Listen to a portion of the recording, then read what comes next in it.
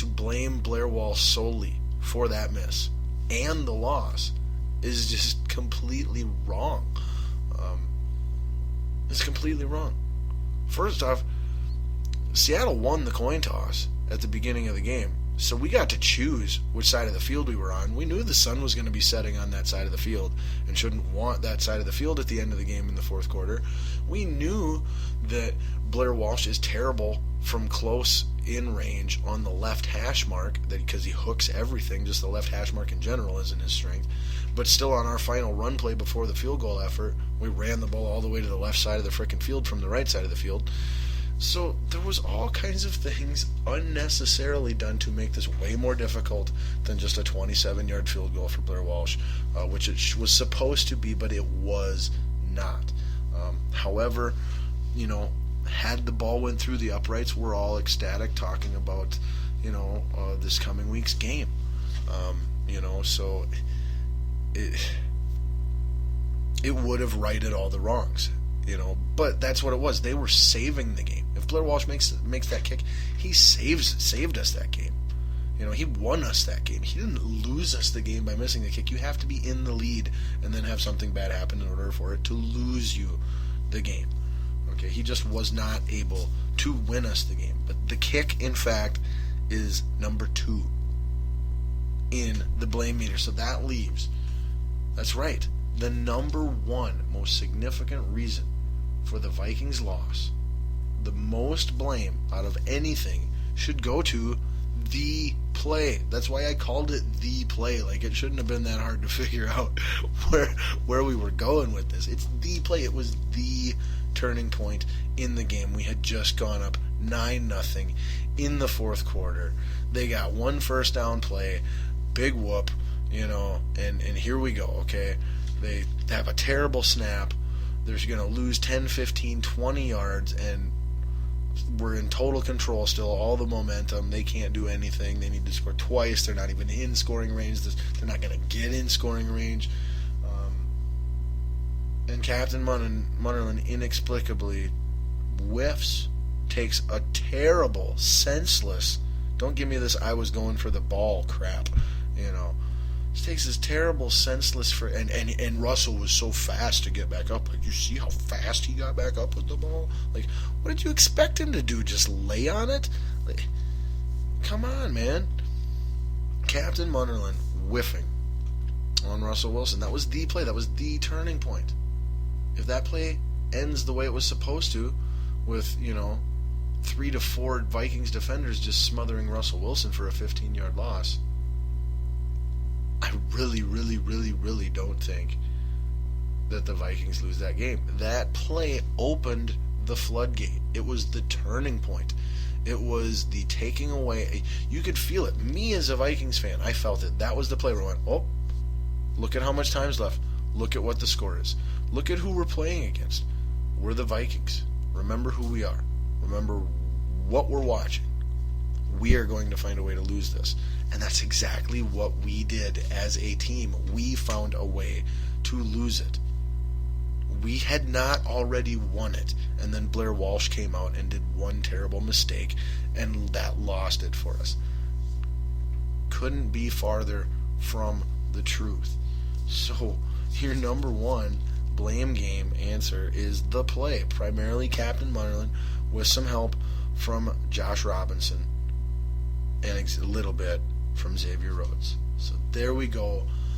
Please tweet me, post me a message on Facebook, and let me know how you did playing along with our first ever airing of the blame game. Make sure to listen in the future, as I'm positive that we will play the blame game quite often, as there are many things in the sports world that people incorrectly place their blame on, and it is my duty as a sports expert, as a self-anointed sports expert, to help you correctly understand who to blame.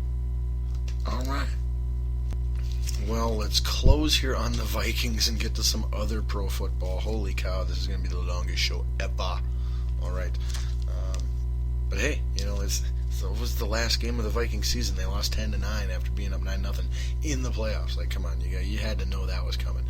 But so closing from the game itself, I feel terrible for Blair Walsh. I love how he has handled himself the entire time since the kick, and I very much plan on buying a Blair Walsh jersey in the extremely near future. That is right. I'm absolutely going to. I tweeted him as well, told him to keep his head up.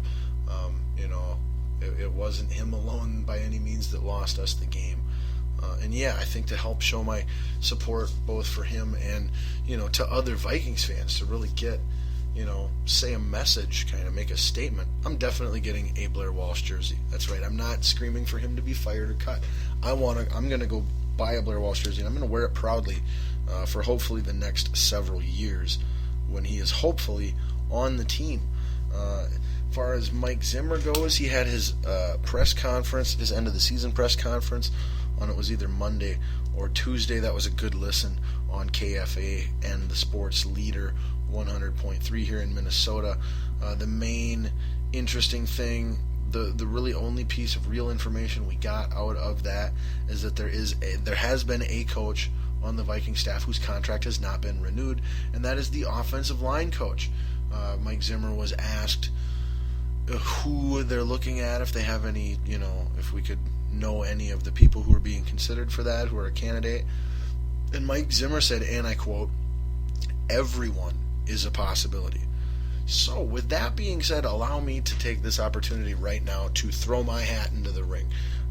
I would like my name to be in consideration for the now open job of Vikings offensive line coach. I have championship game experience as a starting offensive lineman, albeit on the high school level.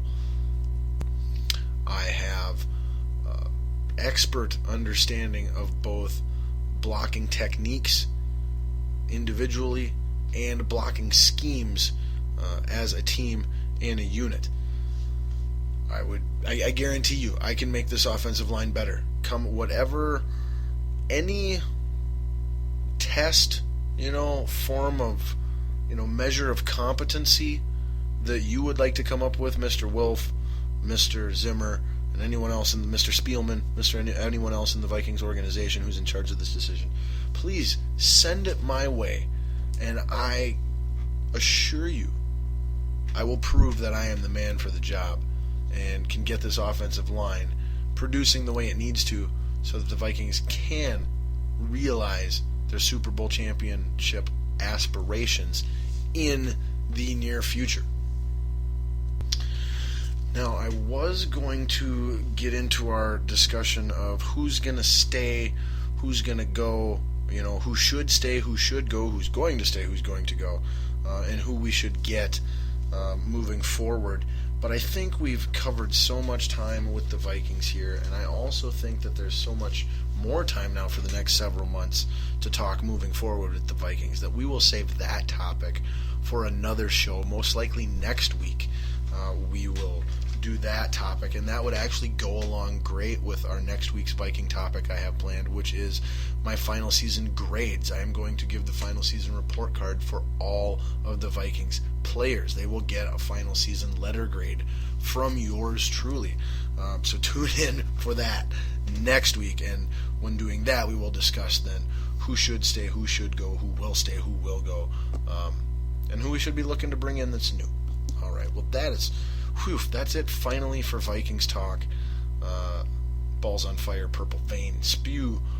Wow, over an hour and a half talking nothing but Vikings. I bet my national listener base this week is through the roof. But needless to say, rest assured, there is no more Vikings discussion on this week's show. However, there is still plenty of football to discuss, as we have to discuss the other games that took place in week 1 of the NFL playoff round last week. We've also got to preview this week's round 2 divisional round of NFL playoff games, as well as make our predictions, and then we will get just a little bit of news in on new coaches being hired, pro football moving to LA from St. Louis, and then the first ever Scotty Ball All-Pro Ball Pro team. That's right, our first ever Ball Pro team, our annual NFL Ball Pro team, where I select who the real All-Pros of the NFL were throughout the regular season to counter, my own All-Pro team, as the Associated Press announced the official All-Pro team last week. And I tell you what, first let's get some quick NFL news out of the way here regarding coaches. As you know from listening to last week's show, there were 7 teams looking for a new head coach, or at least as of last week's show. Now that number is down to 5, as the Cleveland Browns and the Miami Dolphins have both hired their new full-time guys. First down in Miami, it is going to be Adam Gase, a renowned offensive mind from the Broncos and the Niners and the Bears and some other places in his past tenure.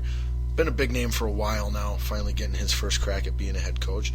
And then the offensive coordinator for the Bengals ended up getting the job with the Cleveland Browns, or taking the job with the Cleveland Browns, and that was surprising to many people because apparently he was on, one of the names towards the top of everyone's list who was looking for a new coach.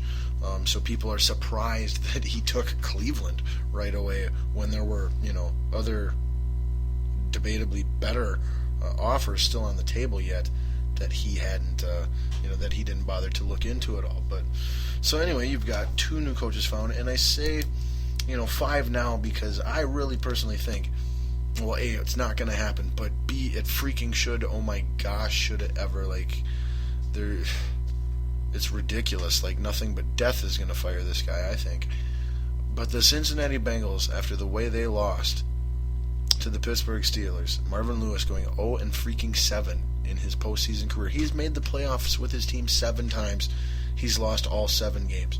What more do you guys need? What more consistent, steady, reliable, predictable, self-destructive failure do you morons in Cincinnati need to see before you realize that, this is the reason?